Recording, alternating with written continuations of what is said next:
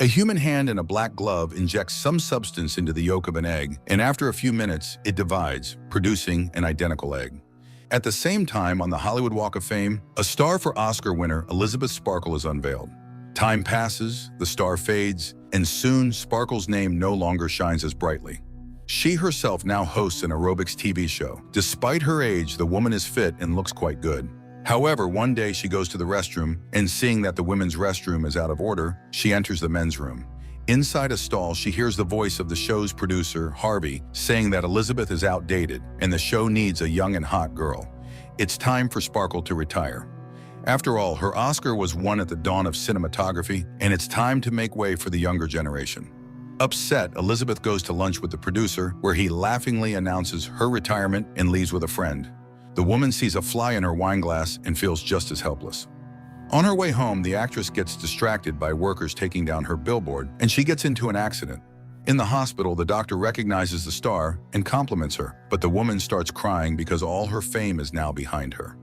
Embarrassed, the doctor says goodbye and leaves. However, a young nurse suddenly starts examining Elizabeth's back, muttering that she is perfect for an experiment. Before leaving, he slips a flash drive into her pocket with a commercial for a product called Substance. Elizabeth reads the name of the product when an older man calls out to her. It turns out to be her old classmate, Fred. He is happy to see her and offers to meet and reminisce about their youth. Fred writes his phone number on a random scrap of paper, and after soaking it in a puddle, he hands it to Elizabeth, who pretends to be happy to see her old friend. In reality, she falls into a deep depression, especially after she finds a bouquet at home, thanking her for being part of the team all these years. Rereading the word "was," Elizabeth inserts the flash drive into the TV and watches a commercial for a substance whose injection unlocks her DNA and initiates cell division, creating another version of herself. This is the substance, and the person is the Matrix. And while they are two different personalities, they are still the same person, just an improved version that will be younger, more beautiful, and more perfect. Both personalities must exist in symbiosis and switch every 7 days, always remembering that they are one whole. Elizabeth goes to a bar and, watching the happy couples, realizes her loneliness. She returns home, and after long thoughts and memories, she calls the number provided and orders the substance. She is given a postbox number where she can pick up the product, and the call is quickly ended. The woman spends a sleepless night, and in the morning, she sees an ad in the newspaper looking for candidates to replace her as the host of the show. At the same time, there's a letter in the mail with a card and the postbox number for the substance. Elizabeth resolutely heads to pick up the package. Using the card, she opens a hidden door in an old building and finds a storage unit with a package waiting for her. At home, Elizabeth opens the box. All the substance ingredients are neatly packed in bags and labeled activator, stabilizer, the other you, the switch, food for the Matrix, food for the other you. The activator only needs to be used once, but the stabilizer must be administered daily, and it's taken from the Matrix cells. Most importantly, the pair must switch places every 7 days without exception, and they must always remember that they are one whole. In the morning, Elizabeth spends a long time staring at herself in the mirror, noting the signs of aging. Eventually, she injects the one-time activator, after which she is struck by unbearable pain. The woman falls to the floor, writhing in agony as her back splits open, and from within emerges her younger version. This new personality gradually comes to her senses, and upon looking in the mirror, she sees the reflection of a young and very beautiful girl. For a while, she revels in her new state, but then she notices Elizabeth's body. First, the girl tidies it up, stitching up the horrible tear in her back. Then she goes to her bed. In the morning, the girl takes a shower, and suddenly she feels unwell. She pulls out special syringes and injects herself with the stabilizer, drawn from the spine of the unconscious Matrix, Elizabeth. Then she goes to the living room, delighted with her new, young, and strong body. Later, the girl goes to a casting call, buying a seductive swimsuit along the way. She takes the name Sue and has a stunning effect on the producer's assistants and eventually on Harvey himself. Sue is chosen to replace Elizabeth as the show's host. Although the girl immediately warns that every 7 days she will leave to care for her sick mother. This completely wins over Harvey, as the audience will surely love it. Sue begins to enjoy the fame that once belonged to the original version. However, the week flies by, and it's time for the switch. Sue attaches special tubes to her arms, allowing the substance to flow through. Soon Elizabeth comes to, while Sue's body slips into a coma. The woman cleans herself up and goes to the TV studio, where Harvey presents her with a gift from the crew. Back home, Elizabeth marks the days when she can be herself on her calendar. She spends all her time at home. At the end of the week, she receives a message about a new batch of substance delivered to her postbox. After 7 days, they switch again. Sue enjoys her new life, starring in commercials and reveling in her growing popularity. But one day, she starts thinking about the Matrix body and sets up a secret room in the bathroom. Just as she finishes, her neighbor knocks on the door, complaining about the noise from the tools. Seeing Sue, the man is immediately smitten and offers his help, but the girl slams the door and hides Elizabeth's body in the secret room, then replaces her portrait on the wall with her own. Sue's show becomes wildly successful, with the ratings soaring, much to the producer's delight. The girl starts making new friends and attending parties. One evening, she brings a young man home, but when things get intimate, she suddenly feels unwell and remembers that it's time for the switch. Sue rushes to the secret room and performs an additional stabilization procedure. She spends the night with the young man and switches with Elizabeth later than necessary. When Elizabeth wakes up, she finds the living room in disarray and her hands twisted with gout.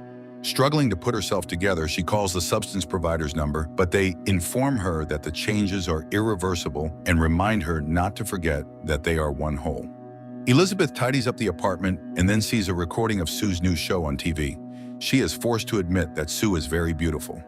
Later, she hears the neighbor asking Sue for a date, but she doesn't answer the door. Then she receives a new batch of substance. On her way out, she stops at a cafe where an old man starts a conversation lamenting that 7 days is too long to wait to return to one's body. He drops his cards, and among them, Elizabeth sees a card identical to her substance card. She recognizes the young nurse who advised her on the experiment in his eyes. He knows that with each time, it becomes harder to remember that you deserve the right to exist. Soon, the second part will literally start consuming her. Elizabeth runs home, bumping into Sue's boyfriend, who of course doesn't recognize her. But this makes her remember Fred. She dials his number, and her ecstatic classmate arranges a meeting at a cafe. Elizabeth dresses up, puts on makeup, and hides her hands under gloves. But unexpectedly, she sees a billboard with Sue on it. Her own reflection immediately disappoints her, and she changes her makeup, then wipes it off entirely. Crying, she rips off her dress and stays home, ignoring Fred's persistent calls, binge eating to cope with her stress and insecurity.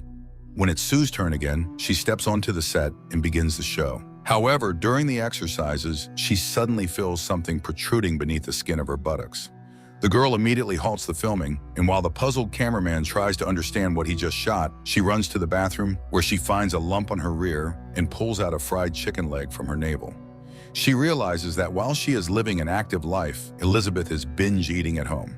Sue is furious. She complains to the substance operator, but all she hears in return is, "They are one whole." Weeks go by. One day, Sue urgently summons Harvey to announce that she will be the new host of their New Year's show, the pinnacle of her career. Sue is overjoyed. However, she is now abusing the stabilizer more and more, which causes Elizabeth's body to age rapidly. When Elizabeth wakes up again, she finds herself old and decrepit, with stiff joints and almost entirely gray hair. The woman calls the substance operator, and he suggests ending the experiment, but there is no way to restore her condition now. She tries to convince herself to stop the experience, but she can't give up such a beautiful second version of herself, even though her knees barely function. She remembers Harvey's gift. It turns out to be a cookbook, and Elizabeth throws herself into learning new recipes with renewed energy, while Sue continues to dominate the TV screens. One day, Elizabeth hears Sue laughing at her, mocking the aging star, which drives her to eat even more. Elizabeth becomes so enraged that she vows to end the experiment. The day for the switch comes, and once again, Sue finds a room full of leftovers and empty bottles. To gain independence and take advantage of the Matrix helplessness, Sue stockpiles stabilizers for 3 months. However, the day before the live broadcast of the show, the stabilizer runs out. Sue calls the supplier to ask for more, but he says Elizabeth is the only source, and they need to switch to replenish the supply. There is simply no other option. Sue, barely conscious, starts the switch. Her boyfriend hears strange noises coming from the bathroom, but the girl doesn't open the door because inside is now a hideous, bald woman with a deformed hump. Finally, she yells at him, and he runs off. Elizabeth, now a horrific creature, calls the substance operator and begs to end the experiment. Then she heads out for the final batch. Returning home, she drags Sue's body into the living room and prepares to inject her with the serum that will kill her duplicate. With the syringe ready, she looks around, staring at the portraits of Sue for a long time. She realizes she can't kill her young version. Elizabeth brings Sue back to consciousness. Seeing the half-empty syringe and realizing what Elizabeth had intended, Sue flies into a rage, beating her Matrix to death. Afterwards, she goes to the New Year's show. She is dressed in a gorgeous gown, but suddenly Sue feels unwell and runs to the bathroom. It turns out that with the Matrix dead, Sue's body begins to rapidly deteriorate. First, her teeth fall out, making it impossible for her to smile for the sponsors, which Harvey so desperately wants. Then a nail falls off, and her ear drops off. In a panic, Sue rushes home where she injects herself with the last of the activator, hoping to create a new version of herself. But instead, a monstrous hybrid of both versions, Eliza Sue, is born. The monster recalls her audition and tries to beautify herself by putting on a dress and a homemade Elizabeth mask before heading to the show. When she arrives at the TV center, she steps onto the stage and addresses the audience, but her mask falls off.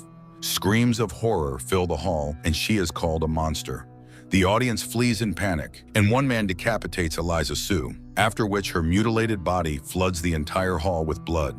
What's left of Eliza Sue runs out of the studio, and out on the street, it disintegrates into guts. Elizabeth's original face manages to crawl to the actress's star on the Walk of Fame, where it looks up, smiles, and melts away.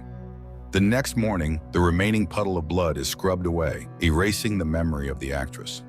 At times funny, but mostly terrifying, the film dissects society's imposed standards on women's bodies in the pursuit of eternal beauty, forcing viewers to reflect on what it means to be yourself and how important it is to accept who you are.